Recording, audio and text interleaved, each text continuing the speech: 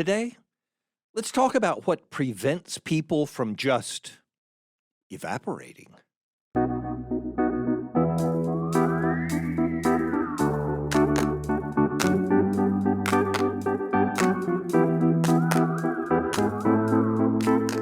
Welcome to Coffee with Creamer, where you get to sit down with our host, Dr. Barry Creamer, for a conversation about faith, life, and culture. We'll look at old ideas through a new lens, turn those culture wars on their head, and paint a picture of the way things could be. If you like your thinking deep and your coffee hot, pull up a chair. You're in the right place.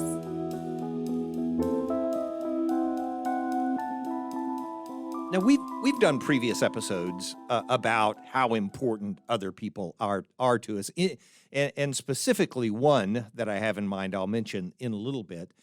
But I have brought up to you before in that context of how important other people are, how, when we're children, because we're so dependent on other people, we often imagine, and when I say often, I just mean I did this.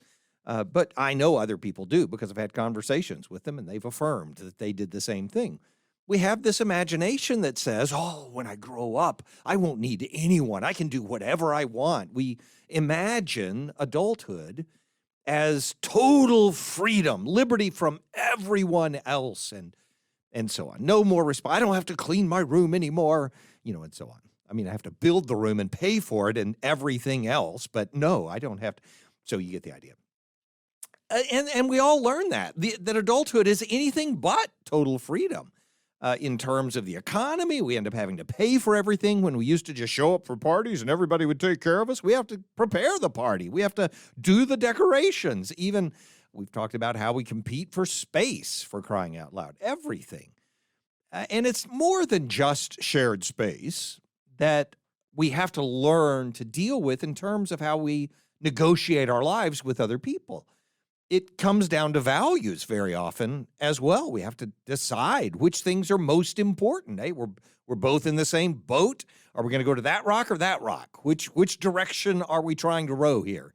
And doing that can be extremely inconvenient and disconcerting at times because you realize everyone's going a different direction than you are. And in light of that, we just want to throw everybody else out of the boat sometimes. We just don't want the restraints on us that life brings to us. And so I find it important for us to remember a concept that's so I don't want to use the word rudimentary because I think that sounds insulting, right? But it is so basic that we know it. We have to know it. We can't live without knowing it. And yet so offensive that we sort of choose to ignore it or bury it so that we don't have to think about it. And so I want to bring up the issue of community again today for us to talk about it. And part of that is just to understand why it's so important to talk about community in general. And part of the reason for that is because when we're living together, we do have to agree on rules and values. And you can say, no, we don't. We all have our own independent liberty and we can choose No, see, even that is already accepting a core value, liberty, as central to our being. And so saying, I believe we ought to live in a free society where individuals can make their own choices is an indication of a set of values that we've adopted as a society. And so when we're living together, we have to agree on rules and values. And that includes, the rules and values include, and this one's particularly important in our type of society, but it's true everywhere. You can't live without having to deal with this. The line between liberty and authority, that is between the individual's values and the community's values being played out as the things that belong to the individual or the community.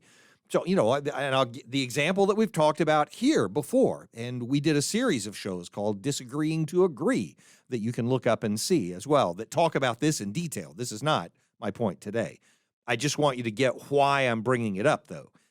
That on one side of this example of where we're choosing between individual values and community values being enforced on the society. You can't tell me what to do. That's imposing the individual's liberty on society. You can't do that. That's imposing the community's value on society. That's what I mean by that. So as an example, on one side, we say, one group in our society says, well, the individual decides their own sexuality and nobody else should be involved in that. But the community decides where your economic value should lie, what you should prioritize in terms of how you spend your money or what happens with the money that you produce because you're a laborer or you work in the society in some way. So the individual determines sexuality, but the community determines how the economy runs. On the other side of our society, and this is a true example, on the other side of our society are people who declare that the individual needs to be able to determine their own economic interest. If I don't want health insurance, I shouldn't have to pay for health insurance, and then I should live with the consequences. That's what some people say. And then they say, but the community should decide about sexual values. The community gets to decide who can get married and who can't get married and so on like that. Now, I'm pointing those two out not to pick a side right now. I live on one side of that question. Others live on the other side of that question. But the point is that part of us figuring out how we live together is figuring out which part of our values are to be expressed individualistically and which part are to be expressed in that community sense. Again, we already did a series of shows on that topic, so you can go back and listen to that on your own. My point is that community is that important to resolving some of the most contentious problems in our culture right now. And it's important beyond just the political side and the public policy side and the fact that we happen to live together side.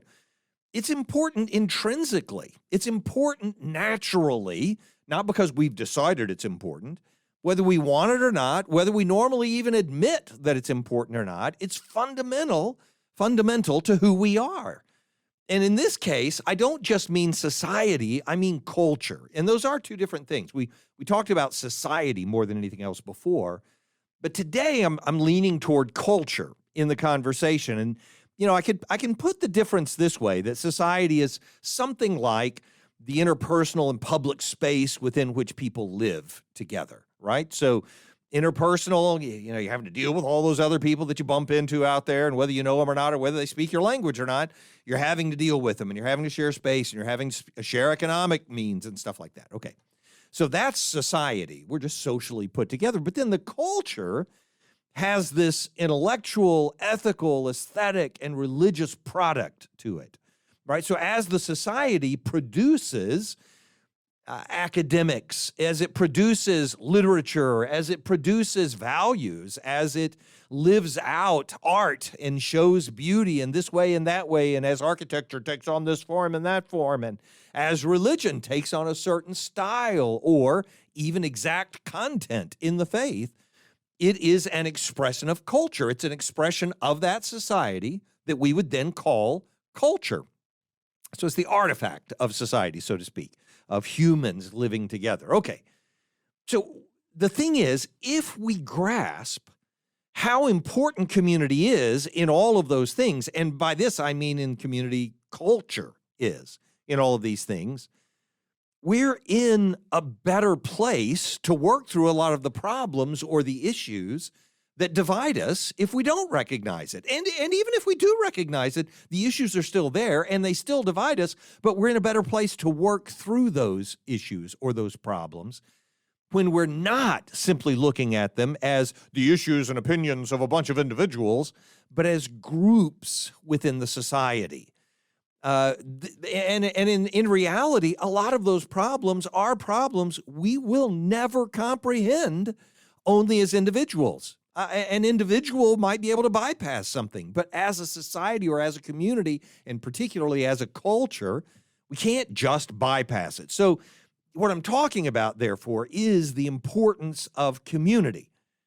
In one sense, we define that importance because it defines who we are. That is, the community or the culture defines who we are.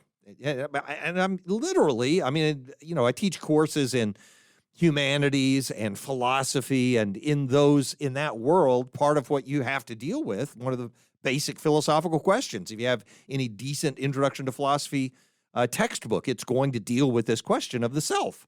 What is it that makes a self what it is? How do you identify what a human being, but I don't mean that organically or biologically. Us, the thing that's a soul, the thing we identify as a human being, a self. What makes it what it is? It's not as easy to answer as you think. And if you try to tell other people what you are, any answer you give, and I've done this for decades and asked people this question for ages, and it's inherently the case. It's not a happenstance, and it's not evil. It's just part of who we are. I mean, this is part of the point I'm making today. But any answer you give, I can say, well, that's not really who you are. That's just where you live or how you grew up or what you do or something like that. So, for instance, so what kind of person are you or who are you or how do you identify yourself? You can give your name, but that's nothing. I mean, that's just a name. So Fred, Ollie, whatever you want to call yourself. That's no good. Okay, that's just what you have people call you. But I mean, who are they calling to? Oh, well, an American. Well, that's where you live. That's the political world you grew up in. That's the set of laws, the society that you're a part of, whether you want to think of it as a state or as a nation or whatever. So there's nationality, and we do this all the time. I'm an American. I'm a Baptist. I'm a preacher. I'm the president of a college. I'm a white man. I'm an African American. All we're doing is identifying groups that we belong to. That's how you identify yourself. And even if it's not a group, the thing that you're choosing to identify yourself as still places you within the group. So, for instance, I'm a rhetorician. Okay, well, you use your words to influence other people, and that's how they identify who you are, right? So any of those categories you choose are categories that you begin to identify as yourself because you belong in a certain place that's defined by the community around you, society on one hand, but mostly culture, that is the artifacts of society, on the other hand. So when you define yourself by your race or your economic status or your marital status, all of those, I mean, race, you're part of the group. Economic status, well, you're in that class of people who have this much money and live this way, and you're a wage laborer, or no, you're upper middle class, or you live in those who have capital, and so on. Or marital status.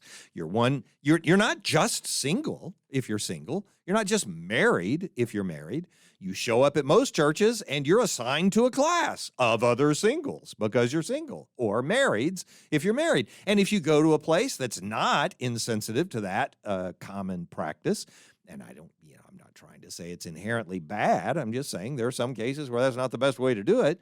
Even if you go to one of those, you're going to be classified in a different way. Ooh, I think you would fit in that class. Just follow me and I'll take you down the hall. That's the point, that you identify with some other people. It's not bad. It's just the way we are as human beings. There's no way for us to take one step after the next without dealing with where we fit in with other people. Age group.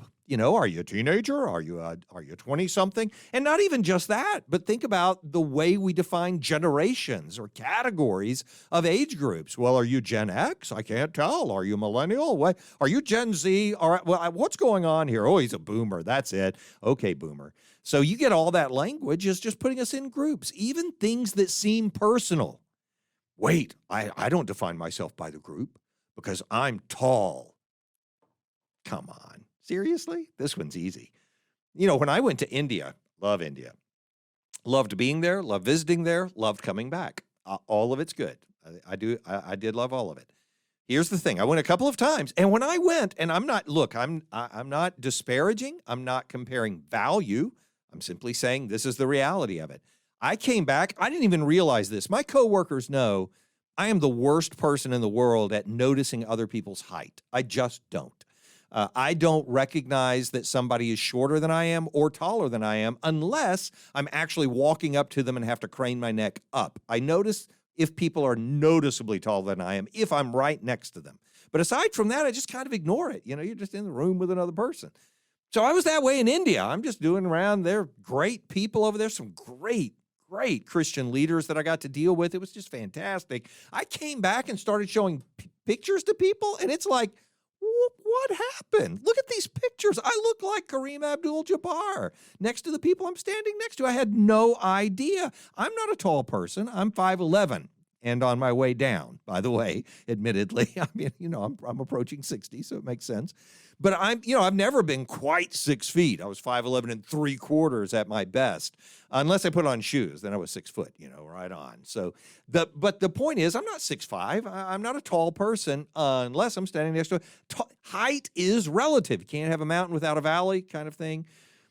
The nature of our way of saying somebody's athletic. Yeah, in high school, the best player in the school can't even get into a college to play the sport, or into the profession. Everybody wants to be a professional athlete until they realize that everybody's better than they are who wants to be a professional, and so on. You get the idea. So all the personal stuff is still comparative. And even if you were the best athlete in the world, all it would mean is you're the best one who happens to be alive in this community right now. Somebody else might be better, hence all the GOAT arguments, right? So all those things are inherently measured against social norms. That's the point I'm making. So what I don't mean by the conversation today, and wow, the introduction's taking a little longer than I thought it would, but this is the point. What I don't, and it's not complicated, so we can get through it in time. Don't panic. I know nobody would panic about this. I'm just saying I do. So what I don't mean by this is just that we need each other economically or in some other way like that. We did an episode on that. This is the one I was referring to right at the very beginning of the program. And that one's called The Problem with Others is That They Are Also People. I encourage you to listen to it. I think it's worth the conversation to talk about that as well. All of those needs that we have for each other are one thing. What I mean in the conversation today is that we become who we are.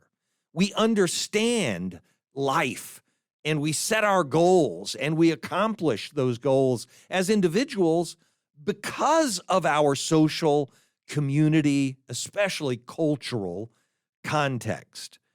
And, it's not hard to make the argument for this or for you to understand what I mean by it. Isolation, setting a person completely apart from everyone else is a perfect demonstration of how vital community is to a human being.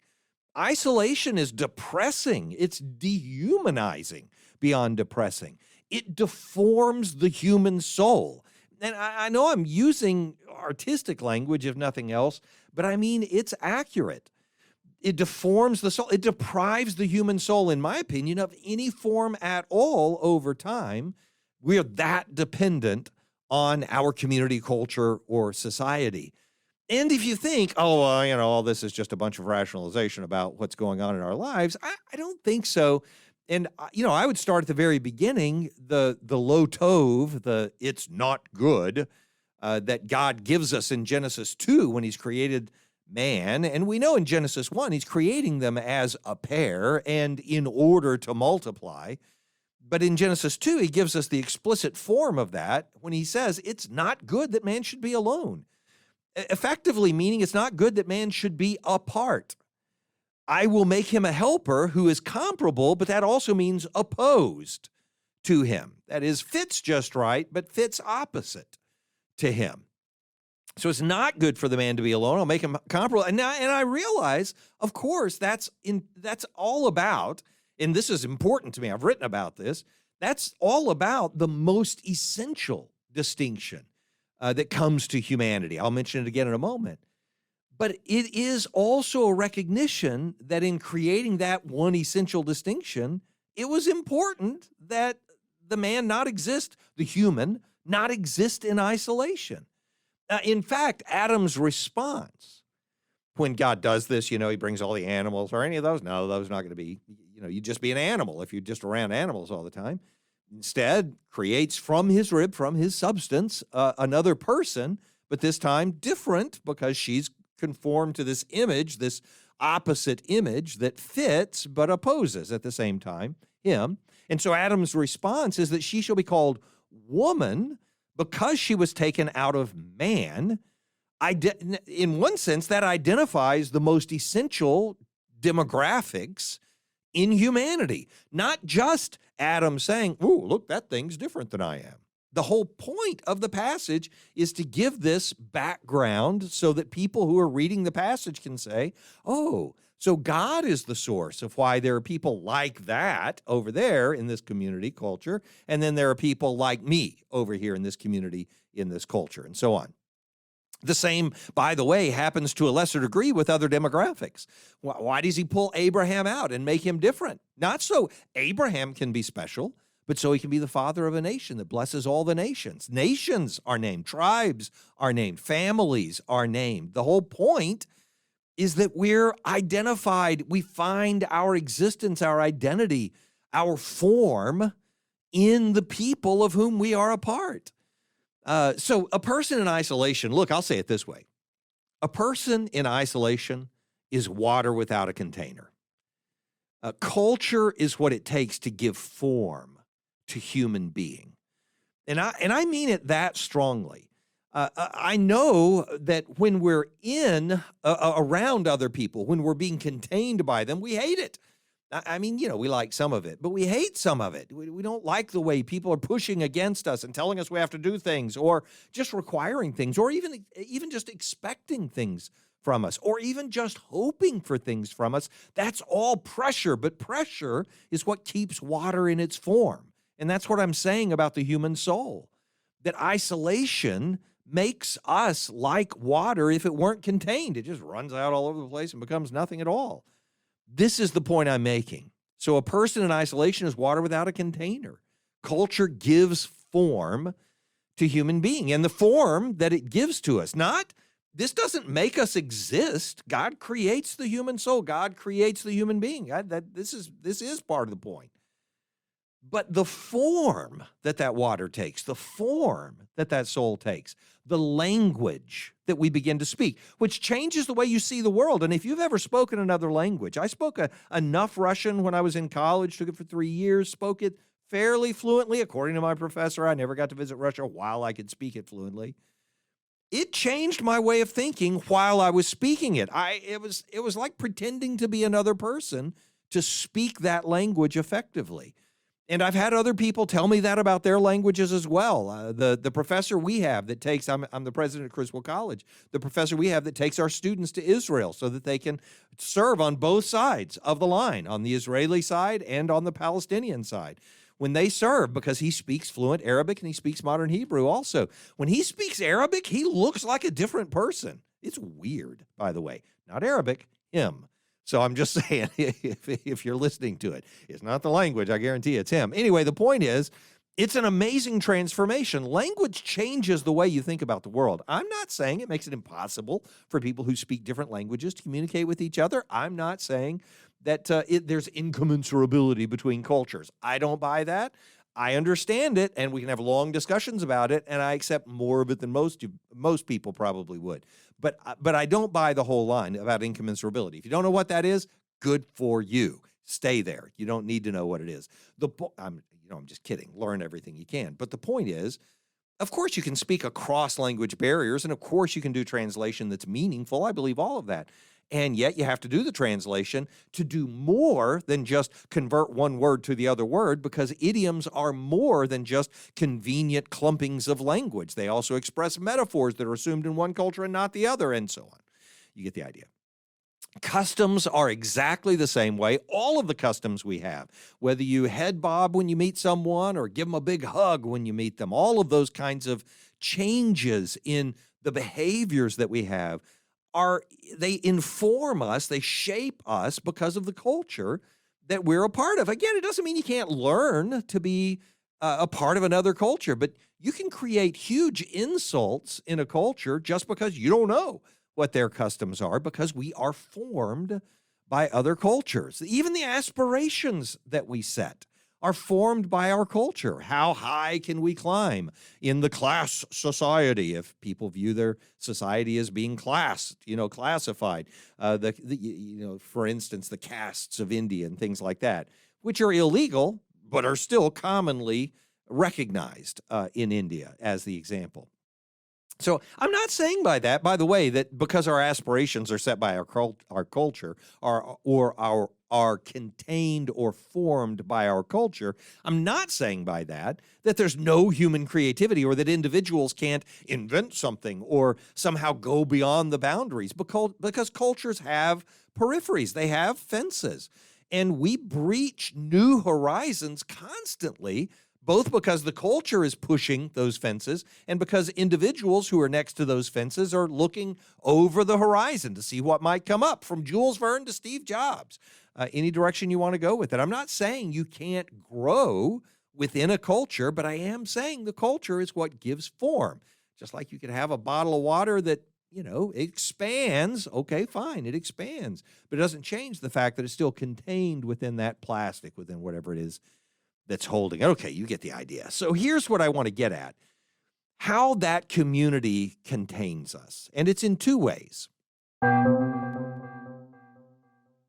Positively, the culture gives us things. It gives us resources. It gives us more than resources. I'll mention results here in just a minute too, but it gives us resources, intellectual resources. I mentioned a moment ago, it gives us language, but it also gives us history and literature and ritual and all of those intellectual type resources that shape the way our mind is thinking about the world directly, because we read a book and it changes our opinion about what happened, right? It also gives us physical resources, aside from intellectual resources. And yes, you could divide this into spiritual and other categories as well. I'm just giving examples. But physical resources like food, clothing, and shelter. And you say, well, I mean, that's just, even animals provide food for each other and things like, yeah, but this is more than that. This is deciding we need to sit down and have a meal at a table of this kind of food cooked this way. And we don't eat horse here, but we do eat cows and, things like that. Okay. So food, clothing, and shelter does more to inform us. And it does inform us intellectually, but it's not like you have to sit down and say to somebody, you can wear jeans, but you can't wear a kilt in American society, which is not true, by the way. Obviously, people do wear kilts here on occasion, and yet they get a lot of attention when they do, right? It's part of the reason people do it here, probably, which is fine. I think that's absolutely fine. No condemnation from me whatsoever. I think it's fine. My point is, you don't have to teach people that jeans are a common thing that people wear in American culture. It's not an intellectual trait handed down by the culture. It's a practice. It's, the shape that we think society would have. And to see people who grow up in a different culture, you can sort of identify that they're growing up in a different culture partially by their clothing or how they wear that clothing or whatever. You get the idea. So all of that with food, clothing, and shelter, the type of home that we're willing to live in, or that we think is elegant or luxurious, or that we think is comfortable enough or that's satisfying, is defined by our culture. Oh, you get the idea. So physical resources in a culture also shape us, form us as individuals into kind of the person we are. And technology does it, which obviously repeats itself in all those things that I was talking about above: food, agricultural technology, stuff like that. But I'm thinking more of, so think of it this way. How does culture, not just that we have cars makes our culture different, that's not the point. That we live in a culture that has cars makes us think differently about who we are, what we can do, and what life is about. We think differently about who can be our friend or what's central to our lives because we can drive somewhere to go to a community, to a church, or to a job, or, to a vacation. We are different people because of that than we would be if we couldn't have a car. And just think of yourself having a car where no one has cars. When you were a kid, did you ever dream about something like this? Not dream, you know what I mean. Imagine it. Having a car where, you go back 10,000 years and nobody else has a car, but I have a car. Woo-hoo-hoo. That's an advantage for about one take load of gas. And then, where's the gas station? The what station? I'm sorry, what is it you want? So why do you have that giant 2-ton massive boat anchor, which they don't even have a boat yet, but whatever. You get the idea.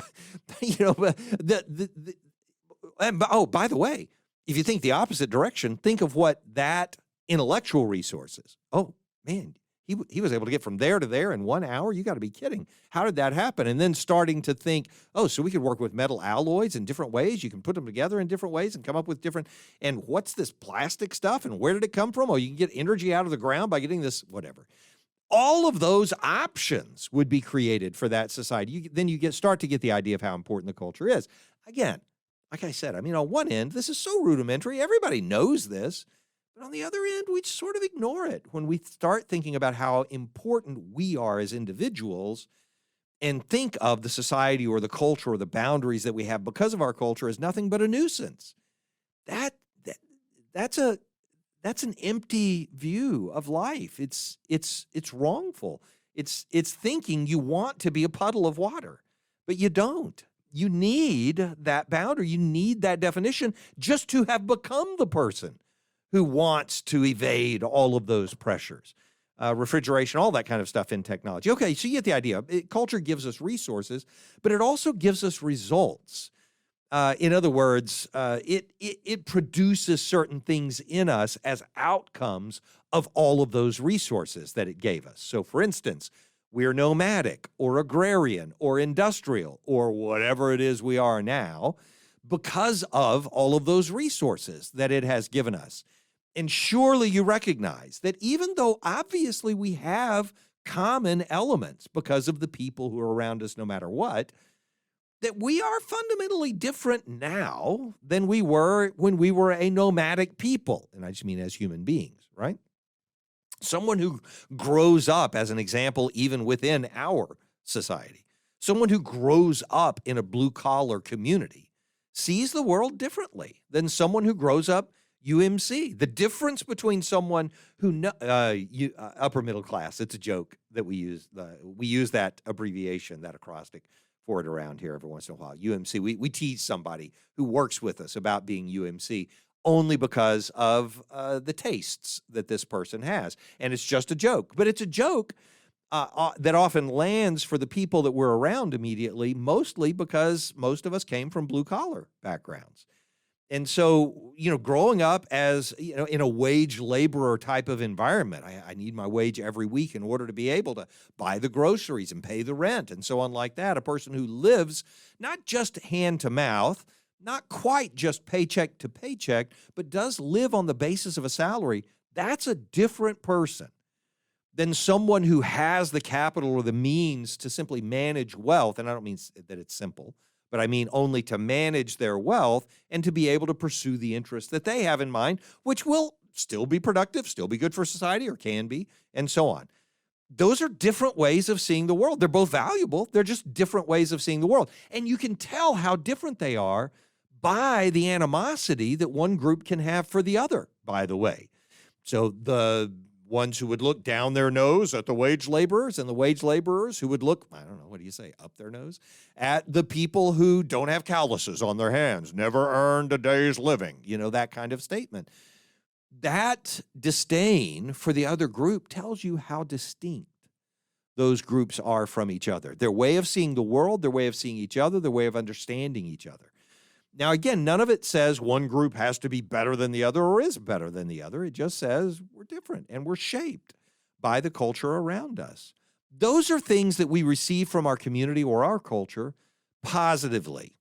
Negatively, and I don't mean by this we dislike it, although we do often dislike these, but on the negative side, on the vacuum side, the culture requires things of us.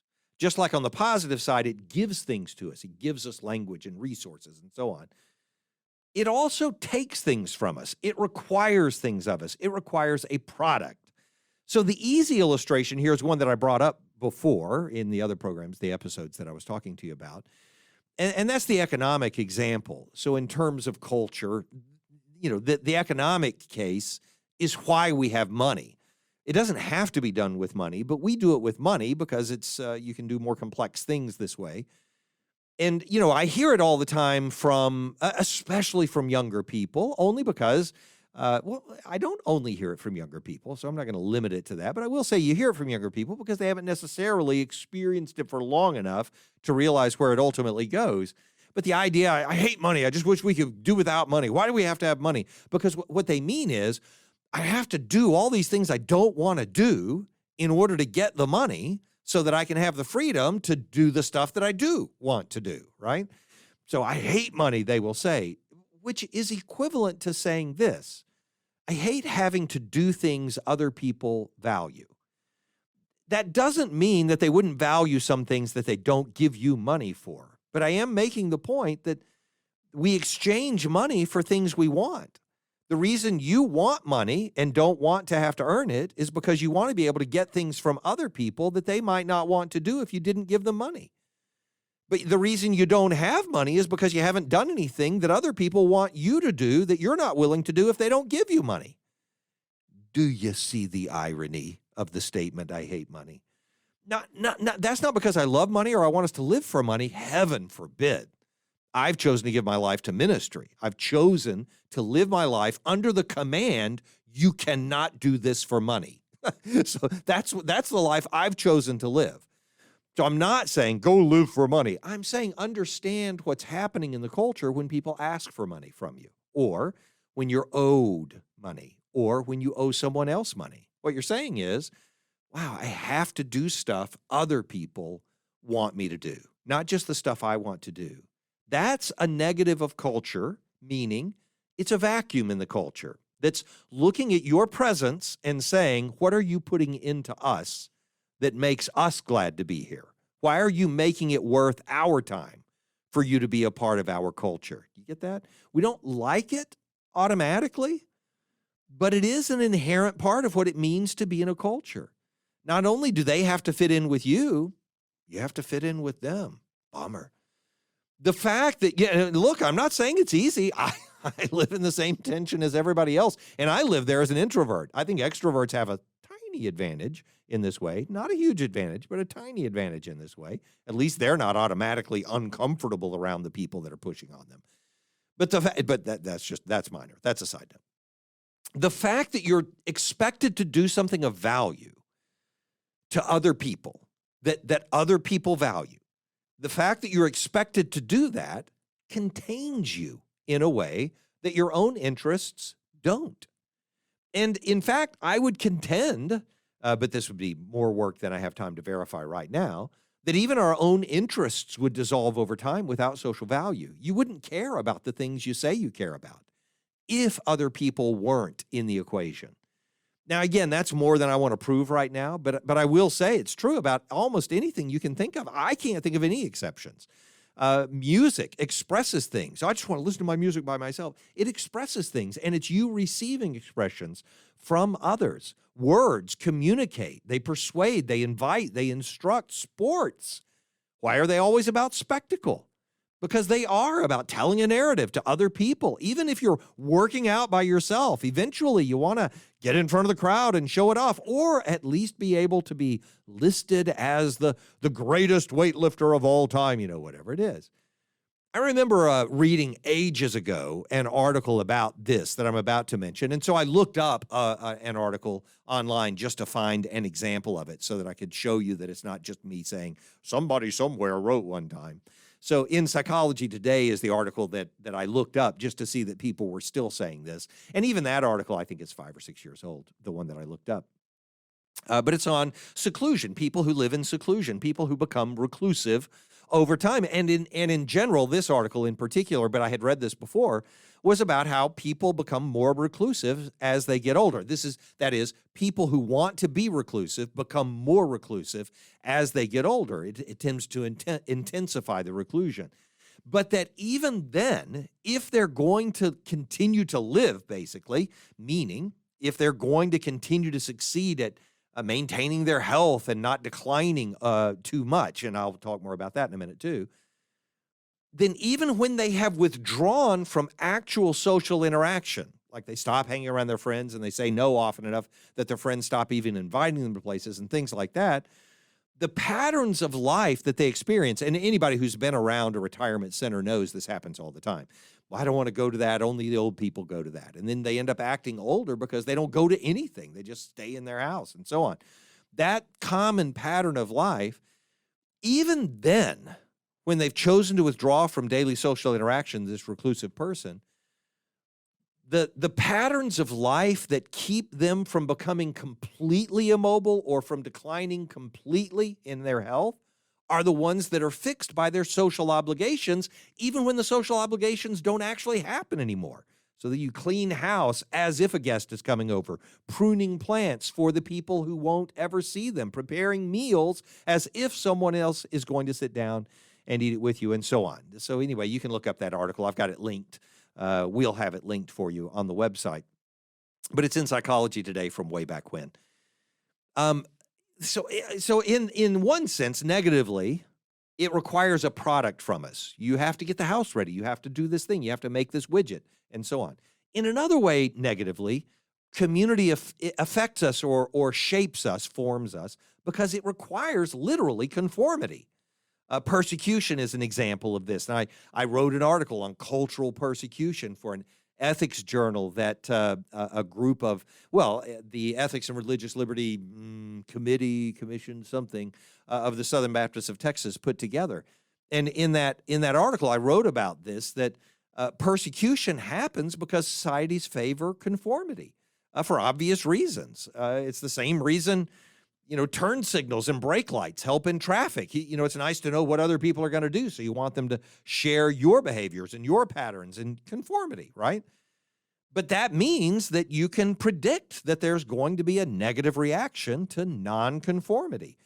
If you are part of a different group, including being Christian, for instance, if you're in a non-Christian society, or for being a supernaturalist if you're in a non-supernatural society, or for not respecting science if you're in a science-loving society, or for embracing science if you're in a traditionalist culture before the modern era, and suddenly you're embracing the idea of injecting people with, whatever. So, persecution happens for all those reasons because people prefer conformity to nonconformity. That's what culture does. Conformity forms us, not a complicated idea. So here's the point that I want to make, and I'll run to the conclusion here to make the point.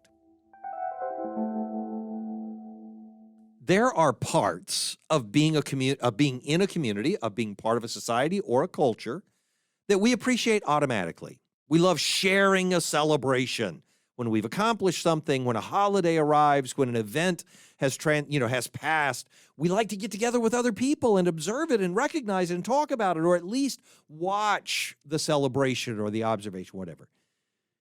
These are the things we automatically appreciate about being a part of a community or a culture, whatever. We love the comfort of familiarity, but that familiarity comes in conversation, in acts of service, both ways. When you get up and fix the breakfast for the person you care about, or when they get up and fix it for you. That familiarity goes both ways in acts of service. And think about how, and in this sense, those acts of service go beyond just somebody who happens to be living in the house with you.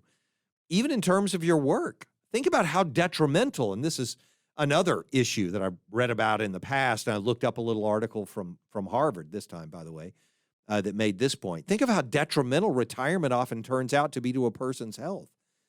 In this one study that I read about, among 5,422 individuals in the study, those who had retired were 40% more likely to have had a heart attack or a stroke than those who were still working. The increase was more pronounced during the first year after retirement and then leveled off after that. Retirement is hard on people, and partially because it separates you from the connections, the social connections that you used to have, and there are other indications of that in that article. And by the way, that same article goes on to say, well, here's how you forge a successful retirement. Forge new social networks, play, be creative, keep learning. Every one of those, not just the first one, forge a new social network, every one of them is social. Every one of them involves other people in some way or another. And sometimes it's just as a proxy. Some games you're playing just so you have a proxy person, sort of how pets fill the void for social need as well, right?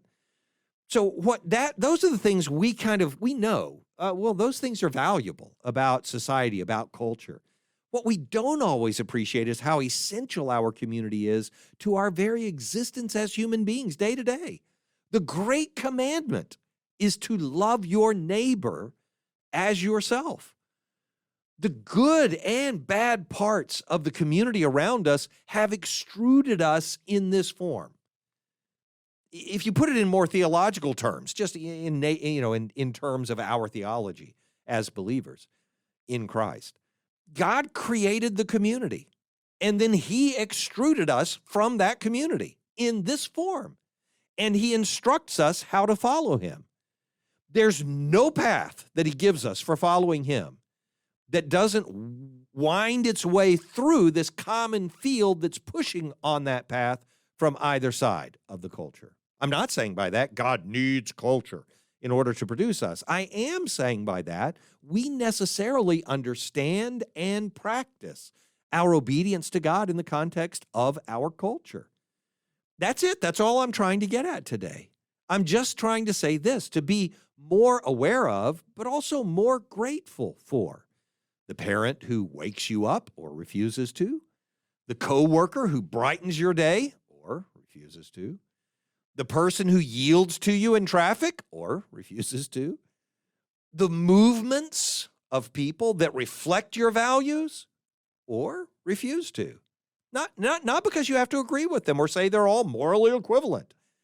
I remember watching an Adam 12, I'm winding up, but I remember watching an Adam 12 episode when I was a kid. Yep, I was a kid when Adam 12 was on. And I remember this clergy, this minister, being upset that somebody had stolen something from the church. And the policeman, of course, who was the sage of the show, said to him, we have something in common with our jobs. Without sinners, neither of us would have a job. And I just thought, well, that's one way to think about it. I'm grateful for. But it is true. God has put us here for a purpose, and we should value the community that he's made us a part of because it's intrinsic to who we are. Because, and listen, and just get this, because you were created by God, not for yourself, but for, and I mean for, as in to serve and to love, for the people whose very existence makes you who you are. Is that so hard for us to understand? Yeah, it is. For some reason, we have a hard time hanging on to it.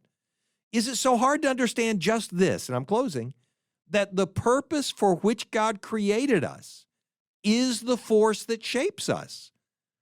Well, the purpose and the force are other people. You think you can't live with them.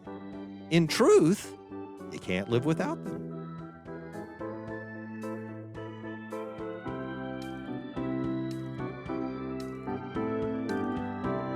Thanks for joining us for Coffee with Creamer. Your cup of coffee may be finished, but we are not. Come back next week for a refill as we sit down to examine a new set of ideas and cultural issues. Don't miss an episode. Subscribe wherever you get your podcasts or visit our website at barrycreamer.com. Until next time, keep your mug hot and your mind sharp.